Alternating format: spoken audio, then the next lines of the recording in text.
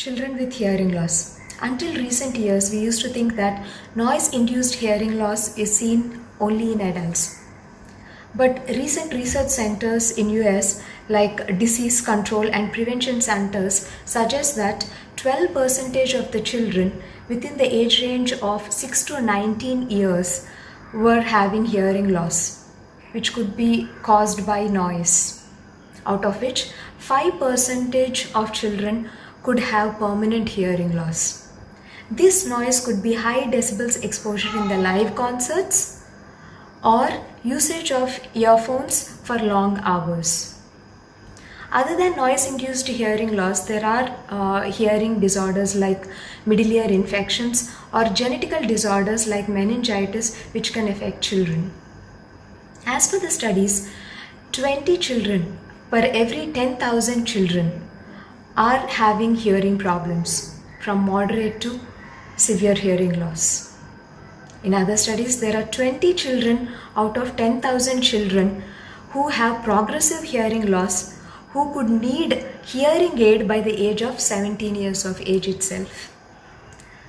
With this research and information available, we should see to that children should have hearing tested every now and then. So let's come to a discussion of what kind of problems could lead to hearing loss for children and how can children be tested and what is the age for the test. Okay, what are the causes? It could be temporary cause or permanent causes.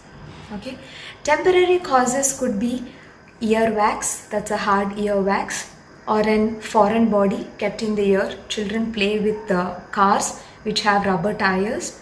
They can just put those rubber tires in the nose or in the ears. It can block the ear canal and the hearing can be cut. So they cannot hear completely in the ears. So these are temporary problems which can be rectified. There are some middle ear infections also which can be rectified by an ENT doctor. But there are permanent hearing losses which could be because of the genetical issues or hereditary issues or noise-induced hearing loss or some skull fractures or a recurrent cold and cough. Okay, complete attack of cold and cough every now and then which will lead to high middle ear infections and it might lead to permanent hearing loss. So we need to be careful of permanent hearing loss as well as temporary hearing losses. So what are the signs we get from the children that they are suffering with hearing loss? It depends on the age. If we see the younger age children, they cannot completely say that they are hearing or they are not hearing. So how do we check them? The moment they are born, from 0 to 4 weeks, that is till 2 months, they'll have startle reflex when they hear a sudden sound. They are sleeping or they're having some milk. When there is a sudden sound, they'll have a sudden spinal reflex. So this is an indication that they are having good hearing. After 2 months until 18 months, until 8 months or 6 months to 8 months, they localize to the sound. They move their head towards the sound if the sound is coming from the right side or from the left side. From 6 months around to 12 months, they will recognize the sound of the mother and the father because of recurrence, like repetition of their voice every now and then. They could able to recognize this is mom and give a social smile. By around 12 months, that is by 1 year or so, the child will start reciprocating in a way of speech. For example, they'll start saying words like tata, mama, amma, nanna, because they're hearing all these sounds from past few months. By the age of 1.5 to 2 years, they'll start saying phrases like 2-word utterances or small 3-word utterances. By this we can make out that they're hearing properly and they're framing a sentence. If there are any articulatory problems or unable to make those words, we should have a thought that okay, maybe they are not able to hear these particular sounds, so we should be careful. So coming to the little adult population, that is children going to the school, how will we make out? Being adults, we ourselves cannot completely make out if our hearing is perfect or not. So at that age of 5 years to 12 years of age, even they will be ignorant about how perfect their hearing is. So what are the signs for them? The signs for those school going children could be they will not be able to respond for the name call with little far distances. Sudden drop in the academic results. There could be tinnitus, ringing sound, which we might think that that's quite common for everybody, so ignore it. Or they might get hit in the playground, which we could have ignored it. Any kind of blocks, usually children put pencils or leads inside for itching sensation and things like that. So it will have permanent damage or temporary damage, which might lead to a hearing problem, which they will not be able to tell us properly.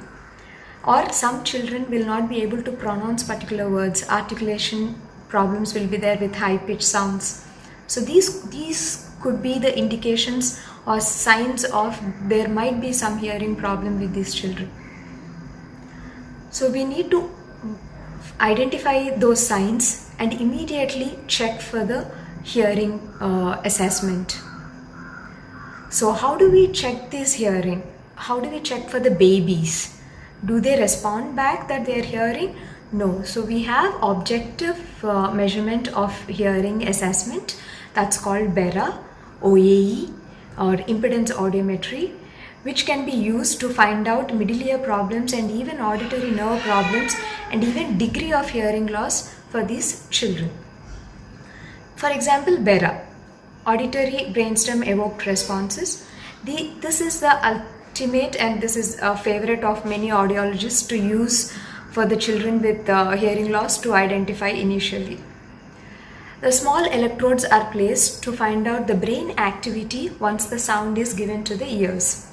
This is involuntary. Child do not need to respond for the sound. When the child is sleeping, this response is automatically given to the instrument, and we can assess depending on its responses.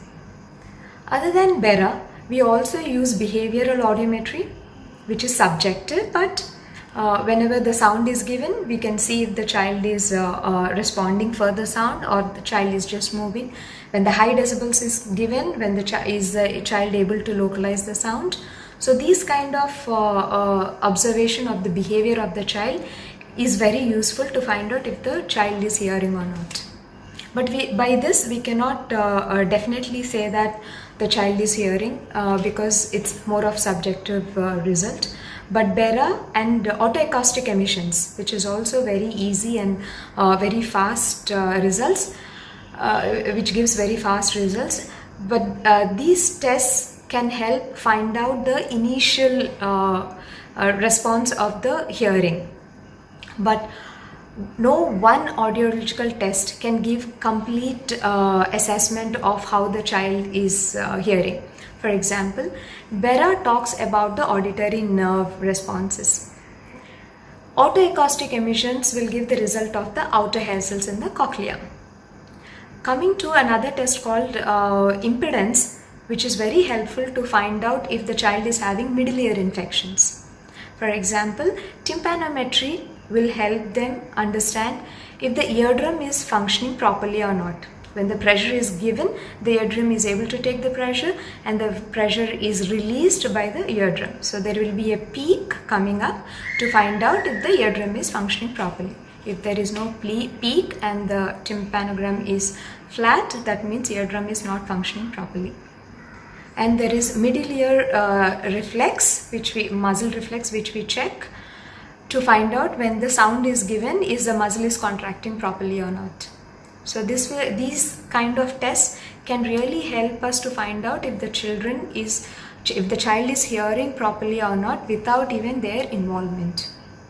Yes, coming to adult or school-going children, these children can directly tell the response for the audiometry, like pure tone audiometry.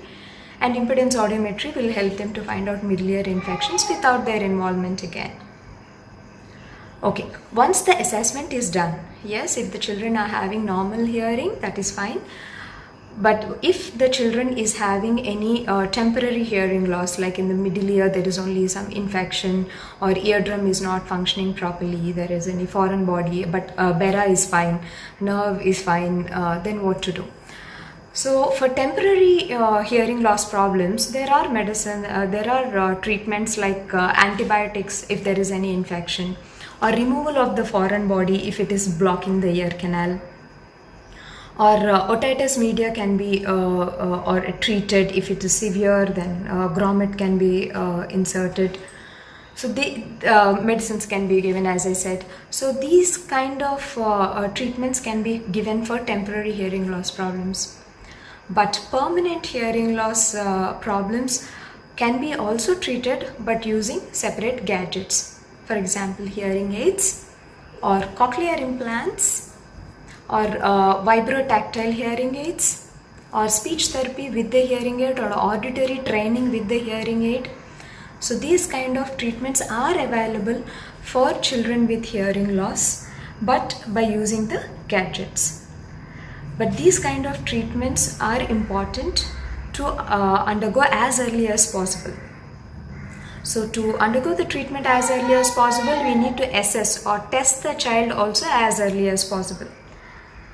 If we are able to test or identify the problem early, then we can give them good learning skills, listening skill, and entire overall development will be great for the children. They'll not lose anything much in the growing stages. So these tests are available with the audiologists and the pediatricians. So every child who is born also should undergo this test before the mother and the child even discharged from the hospital. And nowadays I'm happy that Indian schools ask for medical reports, and even hearing test has to be done, and the certificate has to be submitted in the school to find out that the child is hearing properly. Then the teacher is confident that the child will listen. Otherwise the teacher is saying the child is not listening, but the child has good focus, could be the hearing problem. So by this kind of different ways, we can identify our children's problem and give them a good future.